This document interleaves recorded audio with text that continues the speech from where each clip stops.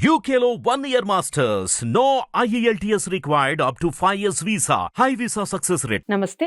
ఎన్నో ఆధ్యాత్మిక కార్యక్రమాలు నిరంతరం మన ఛానల్లో ప్రసారం అవుతూనే ఉంటాయి. చాలా మందికి చాలా రకాలైన సమస్యలతో బాధపడేవారు ఉంటారు. నిరంతరం కొన్ని సమస్యలకి పరిష్కారాల కోసం వెతుకుతూ కూడా ఉంటారు. ఇక యూట్యూబ్ ఛానల్ అంటే రకరకాల యూట్యూబ్ ఛానల్స్‌లో రకరకాల కార్యక్రమాలు చూస్తూ ఉంటారు. రెమెడీస్ పాటిస్తూ ఉంటారు. కానీ మనకి ఫలితం కనిపించదు. కారణం ఏమిటి అంటే ఎలాంటి ఆధ్యాత్మికమైనటువంటి వ్యక్తులు కానివ్వండి, మనకి నిత్యం పూజలతో, నిత్యం భగవంతుని యొక్క ధ్యానంలో ఉండేవాళ్ళు కొన్ని రెమెడీస్ చెప్తే దానికి సత్ఫలితాలనేవి మనం పొందగలుగుతాం. అలాంటి వ్యక్తే ఈరోజు మనతో పాటు స్టూడియోలో ఉన్నారు. బ్రహ్మశ్రీ సిస్ల జయశంకర్ గారు. నమస్కారం గురువుగారు. గురువుగారు, మామూలుగా మనం చాలా రెమెడీస్ చాలా చక్కగా వివరిస్తూ ఉన్నారు. ఇక మహాలయ పక్షాలు అందరికీ తెలిసిన విషయమే అయినప్పటికీ ఏ విధంగా చేసుకోవాలి, ముఖ్యంగా మహాలయ అమావాస్య విశిష్టత ఏమిటి, ఆ రోజు చేసుకోవడం వల్ల వచ్చే ఫలితం ఏ విధంగా ఉంటుంది, పక్షం రోజుల్లో ఎప్పుడైనా చేసుకోవచ్చా, ఈ ఆ తంతు ఏ విధంగా ఉంటుంది, అసలు ఎలా జరిపిస్తే నిజంగా మన పితృదేవతలు అనేవాళ్ళు శాంతిస్తారు అనేది మీరు చెప్తే వినాలని ఉంది. అలాగే అందరూ పాటిస్తే కూడా హాయిగా ఉంటుంది. చెప్పండి. ఇప్పుడు ఇవాళ రేపు ఎట్లా అయిపోయిందంటే ఒక వితండవాదం. బతుకున్న వాళ్ళు తినటానికే లేదు, చనిపోయిన వాళ్ళకి ఏం పెడతాం. ఇవి నేను చాలా మంది దగ్గర విన్నాను ఈ మాటలు. కానీ వాళ్ళు తెలుసుకోవాల్సిన విషయం ఏంటంటే, మనకి ఒక కుటుంబం అభివృద్ధి చెందాలన్నా, ఒక వంశం అభివృద్ధి చెందాలన్నా, ఈ వంశం అభివృద్ధి చెంది ఈ వంశం పెరిగి పెద్దదై అందరూ పిల్లా పాపలతో కలకల్లాడుతూ ఉండాలన్నా, దేవతానుగ్రహం ఎంత అవసరమో పితృదేవత అనుగ్రహం కూడా అంతే అవసరం. ఆ ఇంట్లో ఉన్న పితృదేవతలు అనుగ్రహిస్తేనే ఇక్కడ సంతానోత్పత్తి, వంశాభివృద్ధి జరుగుతుంది.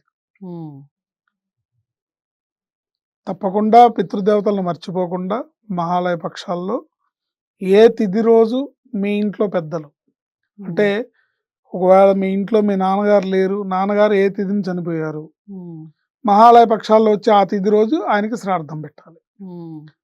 అమ్మగారు లేరు, అమ్మగారు ఏ తిథిని చనిపోయారో అమ్మగారికి మహాలయ పక్షాల్లో వచ్చే ఆ తిథి రోజు పెట్టాలి. సో అట్లా కుటుంబంలో ఉన్న పెద్దలందరికీ కూడా పెట్టాలి ఆ శ్రాద్ధం. అట్లా ఈ మహాలయ పక్షాల్లో చేసే శ్రాద్ధం అక్షయ ఫలాన్ని ఇస్తుంది. మీ కుటుంబానికి, మీ వంశాభివృద్ధికి మీరు ఎంత ఖర్చు పెట్టి, అంటే ఒక శ్రాద్ధం పెట్టాలంటే ఇవాళ రేపు కనీసం 10,000 ఖర్చు అవుతుంది. అంటే శాస్త్రోక్తంగా పెట్టాలంటే అవుతుంది. లేదు మేము అలా చేయలేము అనుకుంటే మీరు దాన్ని స్వయం పాకం రూపంలో బ్రాహ్మడికి ఇచ్చి దక్షిణ సత్కారాలు చేసి కూడా మీ పితృదేవతలను స్మరించుకోవచ్చు.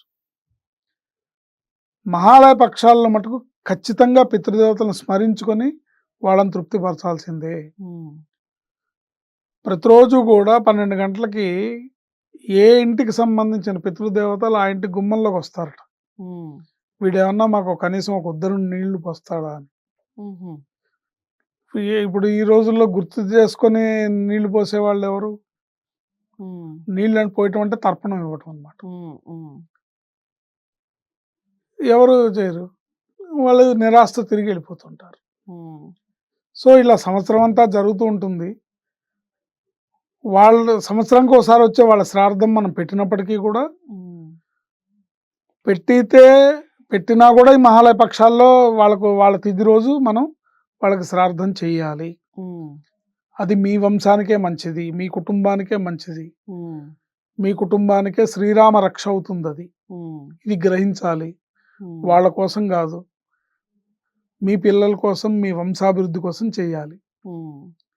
వీళ్ళు క్షేమంగా ఉండి ఎటువంటి అర్ధాయుష్య మరణాలు కుటుంబంలో లేకుండా ఉండాలన్నా, ఎటువంటి ఆపదలు గండాల్లో చిన్న వయసులో మరణాలు సంభవించకుండా ఉండాలన్నా, లేదా ఆడపిల్లలకి చిన్న వయసులోనే వైధవ్యం సంప్రాప్తించకుండా ఉండాలన్నా, పిల్లలు బాగా చదివి బాగా వృద్ధిలోకి రావాలన్నా పితృదేవత అనుగ్రహం తప్పనిసరిగా కావాలి. సో మీ కుటుంబంలో ఉన్న పెద్దలు ఏ తిథులు ఉన్నాయో ఆయా తిథుల్లో వాళ్ళకి, మీ తాతగారి శ్రాద్ధం ఆయన ఏ తిథిని చనిపోయారో ఆ తిథి రోజు ఆయనకి పెట్టాలి. హ్మ్. అలా మీ కుటుంబంలో ఎవరెవరు ఉన్నారో వాళ్ళందరికీ కూడా తప్పనిసరిగా శ్రాద్ధం పెట్టి తీరాలి. హ్మ్. ఇన్ని చేయలేనండి నేను. మా అమ్మకి, నాన్నకి, ఇంకా మా పెద్దన్నయ్య ఒకాయన పోయాడు, ఇంకో ఆయన మా పెదనాన్న పోయాడు, మా తాత ఇన్ని చేయలేననుకున్న వాళ్ళు అందరికీ కలిపి అమావాస్య రోజు చేసుకోవడం ఉత్తమం. ఒక అవకాశం ఉంది. హ్మ్. ఆ అవకాశాన్ని కూడా వదులుకుంటే మనం చెప్పలేము. హ్మ్. తప్పనిసరిగా వాళ్ళకి పితృదేవతల ప్రీత్యర్థం తప్పకుండా శ్రాద్ధం పెట్టాలి. ఓకే. ఒకవేళ శ్రాద్ధం పెట్టలేని పరిస్థితులు ఉంటే వాళ్ళని తలుచుకొని నమస్కరించేసుకొని వాళ్ళు వాళ్ళ చనిపోయిన తిథుల్లో బ్రాహ్మణ్ణి పిలిచి వారికి స్వయం పాకం అంటే ఉప్పు, పప్పు, కూరగాయలు అన్నీ ఇచ్చి తగిన దక్షిణ తాంబూలం ఇచ్చి నమస్కరించి మీ పితృదేవతను స్మరించుకొని హ్మ్. నమస్కరించుకొని వాళ్ళతో అక్షింతలు వేయించుకోవాలి. ఓకే. అది కూడా చేయలేకపోతే గోశాలకు వెళ్ళి మీ పితృదేవతలను స్మరించుకొని హ్మ్. గోవులకి దానా పెట్టాలి. ఓకే. ఇది విడి రోజుల్లో చేయాలి, ప్రతిరోజు చేయాలి. హ్మ్. ఏంటి ఆ 15 రోజులు శ్రాద్ధం చేసేవాళ్ళు కూడా ఉంటారు. హ్మ్. ఎవరో ఒకళ్ళు ఉంటారు ఇంట్లో ఒక్కో రోజు. హ్మ్. వాళ్ళ పై తరంలో వాళ్ళు ఎవరో ఒకళ్ళు ఉంటారు ప్రతిరోజు. అవును. హ్మ్. సో వాళ్ళని స్మరించుకుంటూ ప్రతిరోజు శ్రాద్ధం పెట్టేవాళ్ళు ఉంటారు. హ్మ్.